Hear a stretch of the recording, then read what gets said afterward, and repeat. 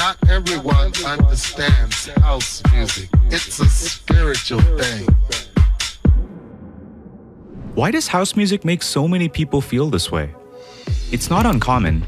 Go to any rave and you'll eventually find someone preaching the gospel of house like it's their personal religion. But they might be onto something. Because neuroscience shows house music does something remarkable to the brain. Scientists are still untangling the mystery. How does something so minimal light up the brain in such complex ways? To figure it out, we'll need to go deeper than just the drop, into the psychology of its hypnotic rhythms, transcendent textures, and mind-bending arrangements. This is where the science of rhythm meets the spirit of raves. Let's dive into the magic of house music. House music comes in many forms: future house, deep house, tech house, progressive house. But common to them all is one essential element: the kick drum. In musical terms, the kick follows a 4-on-the-floor pattern. 4 steady hits per measure, striking like a metronome wired to your chest. Simple as it may be, it's the secret sauce behind house music's danceability.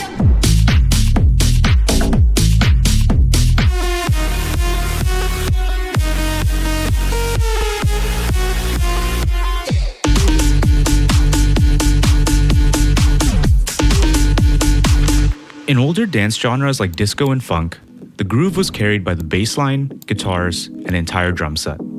The kick was present, but nowhere near overpowering. House music flipped things around. The kick became king. House music elevates the kick, located in the lowest pitch range, usually between 50 and 100 hertz, to be the loudest, most dominant part of the song. This doesn't just shape the sound though, it shapes the way your body responds to music. Sounds below 100 Hz don't just enter through your ears, they vibrate through you. Before your brain registers them as sound, you feel them in your chest, your bones, your entire body. This is called vibrotactile conduction, the transmission of sound as physical sensation. And it's a big part of house music's spiritual pull. One study found that low-frequency sounds under 100 Hz produced the same bodily sensations in both deaf and hearing participants. The implication? You don't need ears to feel the kick, just a body. Those simple 4-on-the-floor kicks are so danceable because they're engineered to move you. Take G-House producer Mala's track Bling Bling. The drop? It's literally just the kick and the bass line.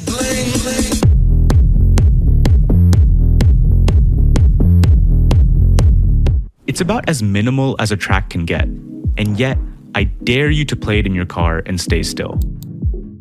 That thunderous kick pulls you in and out, dragging your body into a hypnotic, almost primal groove.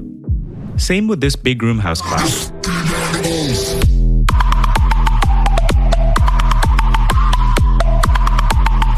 It's just a kick and a wooden knock for a melody, but that low-end punch is all it needs.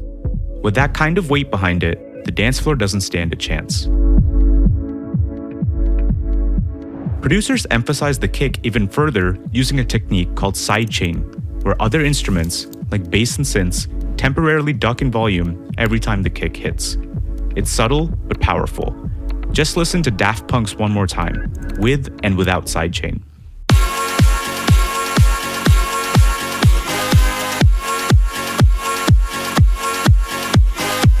Difference is dramatic. Sidechain creates a push-pull sensation. You're bobbing along to the anchor of a kick, the one constant in a sea of shifting sound. But if that kick is the heartbeat of house music, the offbeat hi-hat is its breath. Placed precisely between each thumping kick, that crisp hi-hat defines house music's pulse. It creates a sense of propulsion, like the music inhaling between every heartbeat. Add in a snare or clap on every other kick, and suddenly there's a shape to the rhythm. A push, a catch, and a resolve. We call this syncopation. Matched with the perfect tempo range, the groove becomes irresistible. House music typically lives between 120 and 130 BPM, and that's no accident. Scientists from Ghent University have identified this range as a physiological sweet spot.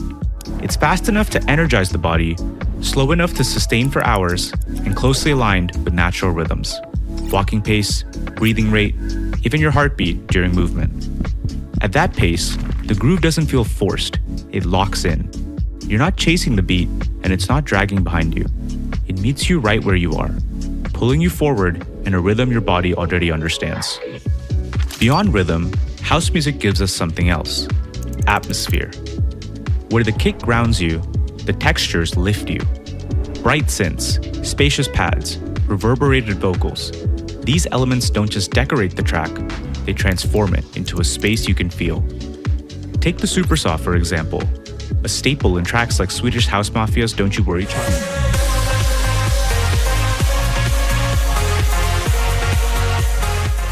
Or Alesso's Hero.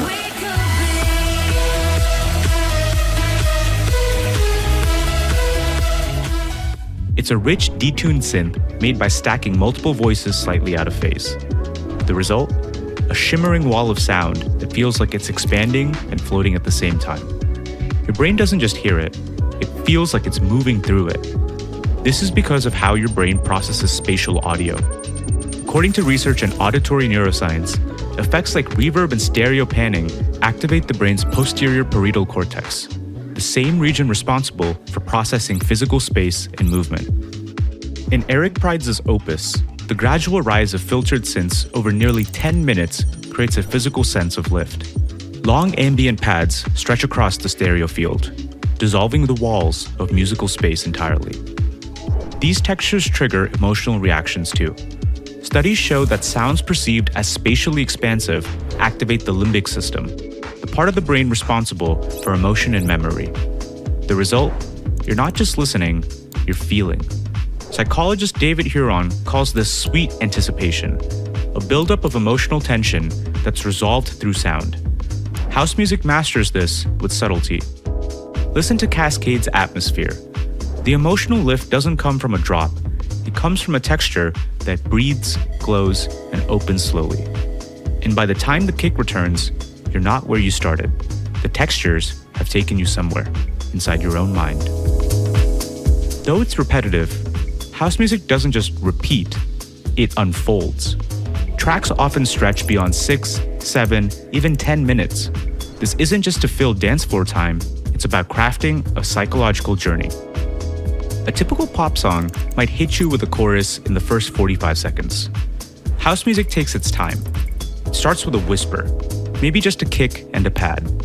Slowly, elements are added: a closed hi-hat, a synth loop, a rising filter. Each new layer is a small invitation deeper into the sound. Take Chami's Adieu. This song doesn't explode, it evolves. You don't notice the moment it grabs you, but by the time the full groove arrives, you've already left the shore, swept by the wave of music. This kind of arrangement has a special effect on the brain. According to studies in music psychology, slow building structures increase emotional engagement by activating a system known as temporal expectation. The longer we wait for something, the more our brain anticipates it, and the bigger the emotional payoff when it arrives.